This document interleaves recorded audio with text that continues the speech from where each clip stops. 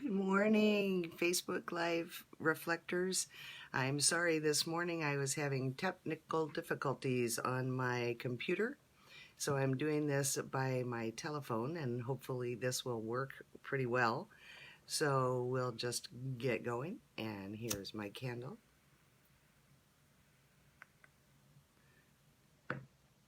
Good morning, good morning. Once again, having a few technical difficulties this morning, so we'll just have to use my cell phone. Looks like you're doing it, seeing it okay. There we go. There we go. Excuse me just a minute.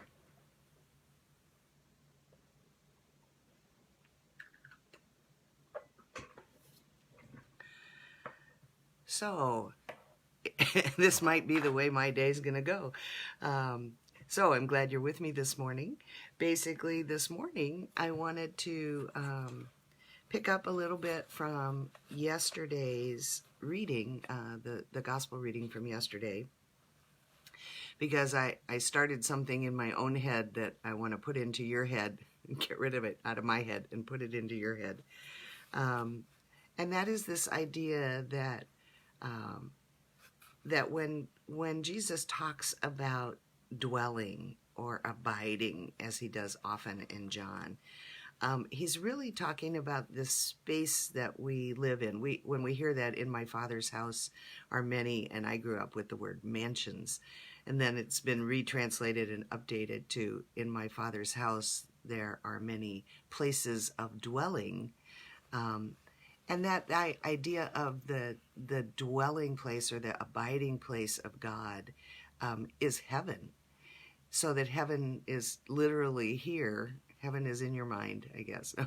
That wherever you are with God, is heaven. So it's not like a destination. It's just how we live and breathe when we are in the presence of God and when God is in the presence of us. So here we are back to that idea of being in the midst of God, that whether we live or whether we die, we are the Lord's, so so heaven is not a destination that we're trying to get to, but it is the act of being connected to God as we go through our lives. So I like that idea, and that kind of captured me even as I was preaching it myself. So let me just read a little snip from yesterday's gospel. Jesus was speaking to the disciples, especially to Peter, who had just sort of rebuked him. Do not let your hearts be troubled. Believe in God, believe also in me. In my Father's house there are many dwelling places. If it were not so, would I have told you that I go to prepare a place for you? And if I go and prepare a place for you, I will come again and take you to myself, so that where I am, you will be also. So, hey, if Jesus tells us not to be worried because he's going to go and prepare a place for us so that we'll be together, and then that's what he did. He went to the cross, and then God raised him, and now we are with him forever and for always. So I wanted to give you a little bit of, not so much homework, but for you to think about today. And if you can come up with something right away, I'd love for you to post it, because then I'd like to pick up some of those themes and play those out throughout the week. I'm sure you remember me telling you the story about the pastor at my church before I went to seminary, who let me preach a couple of times, and I had said, Pastor Phil, do you find as you're creating sermons that there's only one or two major themes that you keep coming back to? And he just looked at me and he said, there's more than one? So I kind of keep coming back to that. And yet, as I've been preparing these morning devotions, which, by the way, I have so enjoyed doing, and I really appreciate that you are all continuing to watch whatever time of day you pick it up. But I look back over some of the titles to post on the website, so that it didn't just say morning devotion, morning devotion, morning devotion.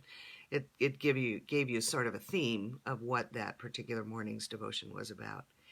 And I thought, there are only a couple of themes that just keep coming up. We've got hope, we've got love, we've got serving, we've got waiting, we've got faith, we've got grace. And that's just a few that come off the top of my head.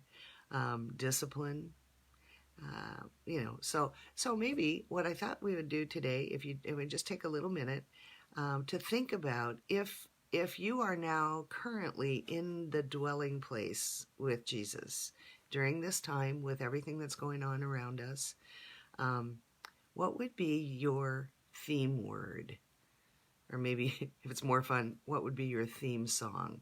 When you think about this time, if you think when you look back on this time, how would you label it? What would be the thing that is the overarching impression of this time for you? For some, I know that the overarching theme would be anxiety, or depression, or hopelessness, or despair.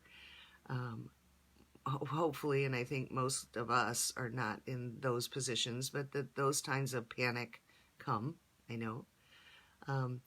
So it would be really, really cool if you would just give me one word of description. I hope that's not too hard, but just kind of think about this past couple of months and what might be your theme song or the theme of your couple of months. I did want to kind of, while you're thinking about that, I'll keep talking, but thinking about finding that place where you really feel like you are dwelling in God's house. That it's not just, when I go to church on Sunday. I've got a couple of people who, when we do worship on Sunday, are very clear about wanting to get back to church. And yet I've told you, when we do come back in person, it's going to be way different, just because of the guidelines and the rules that we have to keep so that we can offer that.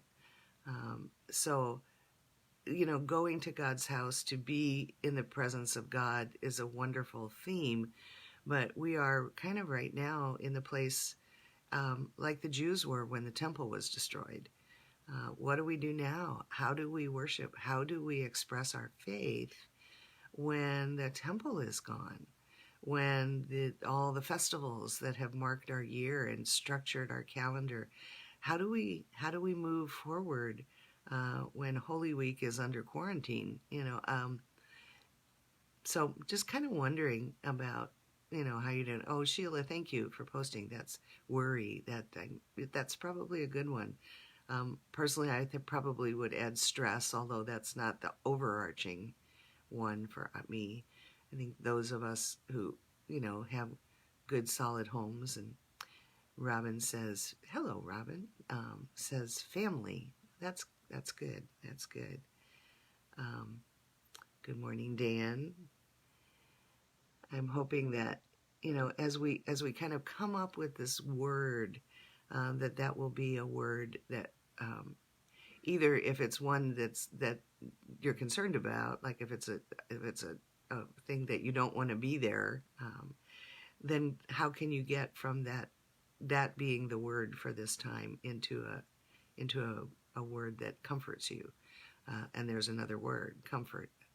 So as you imagine yourself in this place, this dwelling place that Jesus himself has prepared for you, what is the primary theme in that place? What is the feeling when you envision this dwelling place where Jesus has prepared